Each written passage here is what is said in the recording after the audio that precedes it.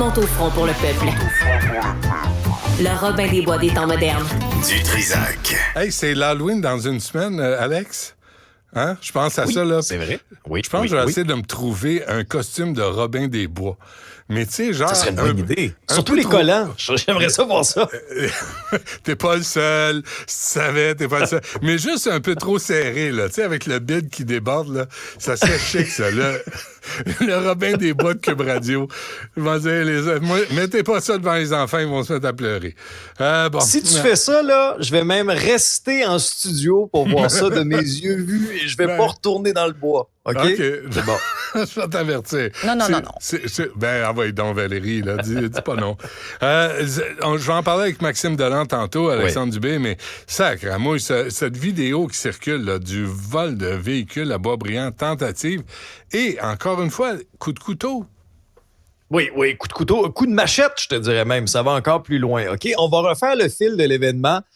Mais après ça, on va élargir parce que c'est un cas, mais c'est un peu l'arbre qui cache la forêt parce que c'est un vrai problème. OK? Ça se passe à Boisbriand, mardi dernier. Il y a un propriétaire d'un VUS de luxe, un Cadillac Escalade, ça vaut une fortune, ce VUS-là, se fait voler son VUS à Saint-Eustache, sur la couronne nord de Montréal. Peu de temps après, réussit à retrouver son camion. En reprend possession et va le stationner en sécurité dans la cour clôturée d'une compagnie de Boisbriand. Mais là, les deux jeunes qui avaient volé le camion là, se sont dit, t'as peu là, c'est pas fini cette histoire-là. Réussissent à relocaliser le camion volé dans la cour de cette entreprise-là, entrent à l'intérieur. Comment ils l'avaient retracé? Possiblement qu'ils avaient installé un GPS sur le camion volé. Ah oui. Alors, se pointe dans la cour de l'établissement avec une BMW volée. Ouais. Et là, ils veulent essayer, une BMW blanche, et là, veulent essayer de récupérer le VUS qu'ils avaient volé. Ça se passe en plein jour, là, tout ça. Mais là, il y a des employés sur place qui se rendent compte de ce qui est en train de se passer, interviennent. Il y en a un des deux qui avait une machette, réussit à se sauver en dessous de la clôture de l'entreprise. Mais l'autre, lui, il était dans le char, il était dans la BMW. Là, il sait plus trop quoi faire, viraille à gauche, viraille à droite, essaie de se sauver. Et là, il est pris en souricière avec un camion lourd, là, ce qu'on appelle un loader, une chargeuse. Puis là, t'entends, parce que tout ça est filmé, là. Puis là, tu n'entends un des employés dire « Écrase-les avec le loader ». Et là, je te fais entendre cette partie-là de la scène, Benoît. Tu croiras pas tes oreilles. C'est quoi ton nom? C'est quoi ton nom? Laisse ma voiture, tu fais quoi? Hey! On va te retrouver! On va brûler ta maison! Tu comprends-tu?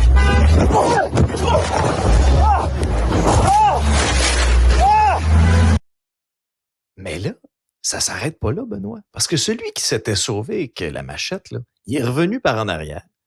Et là, il a assonné des coups à la personne, entre autres, qui filmait. Et à un autre individu, il y en a 2 qui ont été blessés dans cette histoire-là, transportés à l'hôpital, soignent leurs blessures. Les policiers ont réussi à arrêter les 2 gars en question de 18 ans. Il va y avoir des accusations contre ces gars-là, mais la question qu'on se pose aussi... Il n'y a pas de peine minimale. Ben, c'est ça le problème.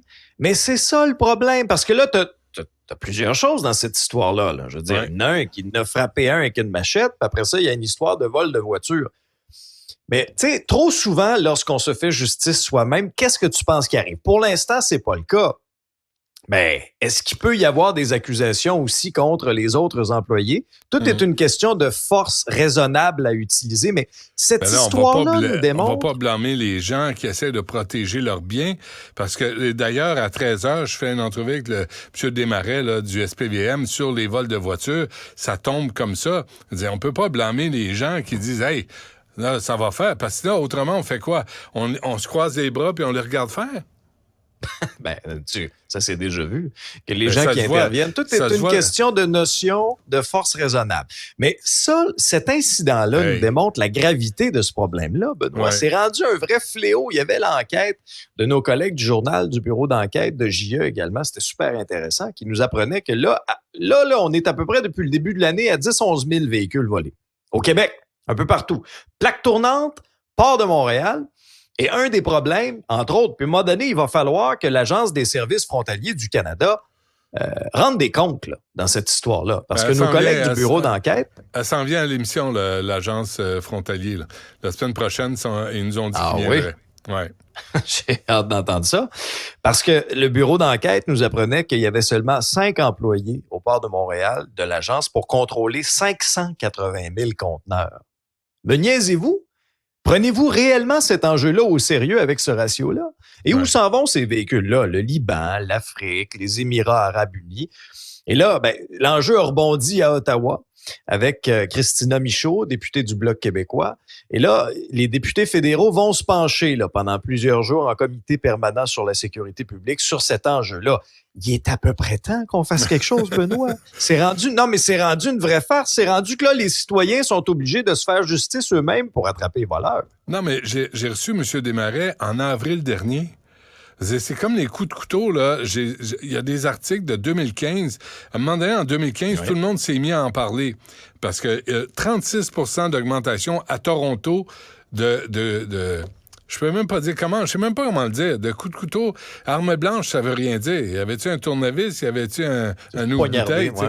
Poignardé, poignardage. Tu sais, en anglais, il y a un stabbing. En français, il n'y a même pas de mot pour ça. Tu sais, on attaque quelqu'un au coup de couteau, tu sais même pas comment une attaque à l'arme blanche. Ça veut rien dire. Un rouleau à pâte.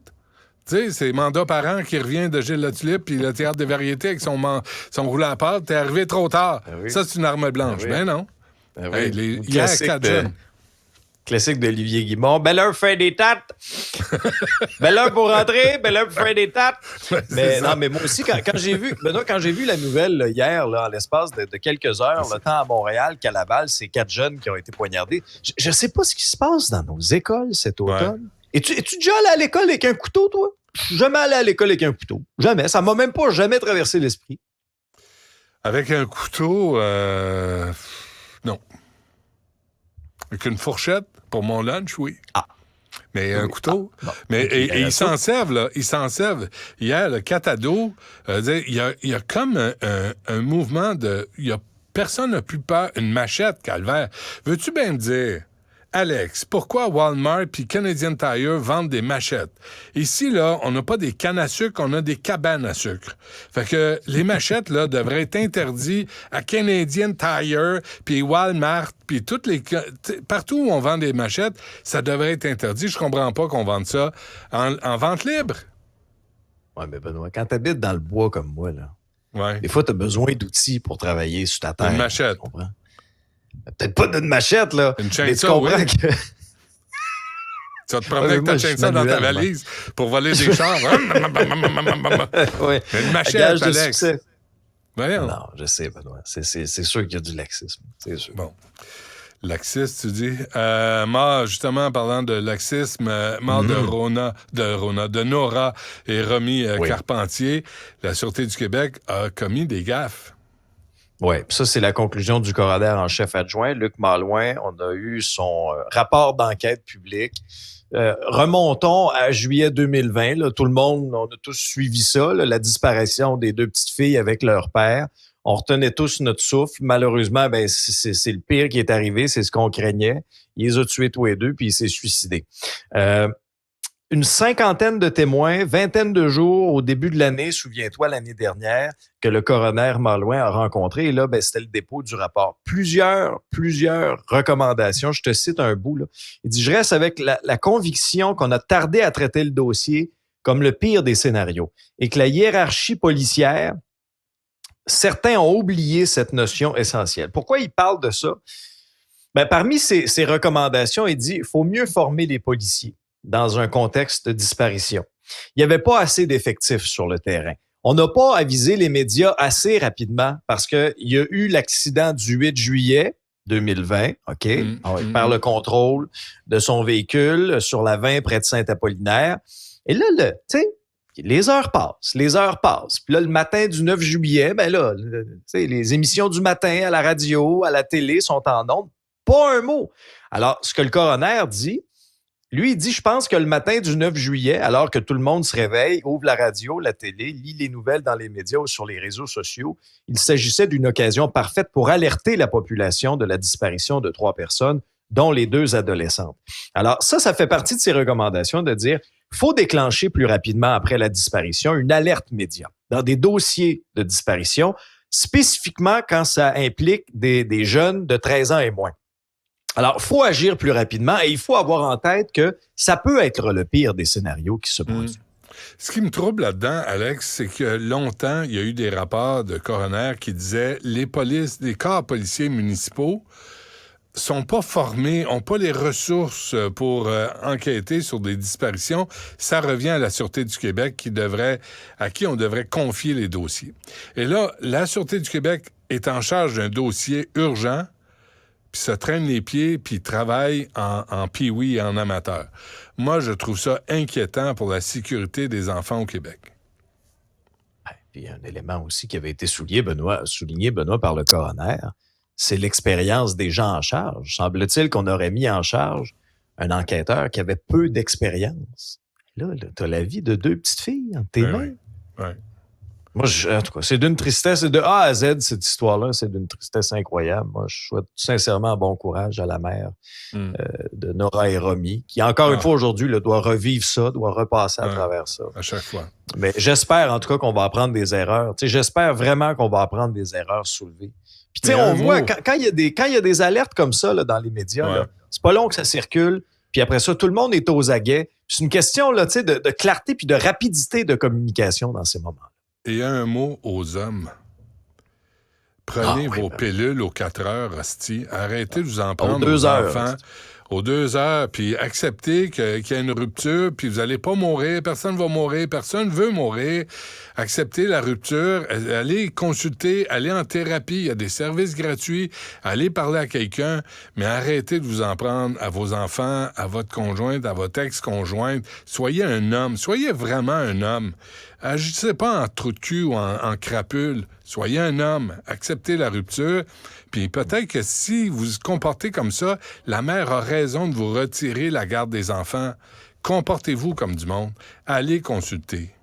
Ciboire. Bien dit. Parlez dans le vide des fois.